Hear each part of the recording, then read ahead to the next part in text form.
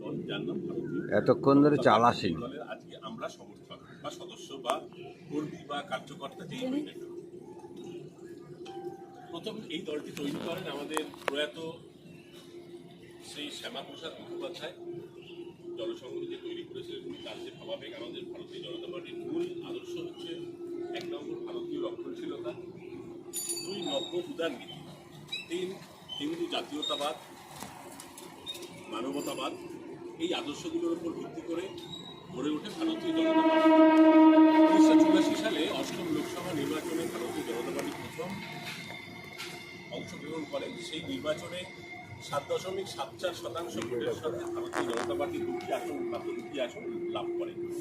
সেই দুটো আসন থেকে আজকে 2024 সালের লোকসভা নির্বাচনে আমরা এসে পৌঁছাই 240টি লোকসভা আসন। আজকের এই দিনটিকে, এই প্রতিষ্ঠা দিবসকে, এই 6 এপ্রিল এই প্রতিষ্ঠা দিবসকে স্মরণ করার জন্য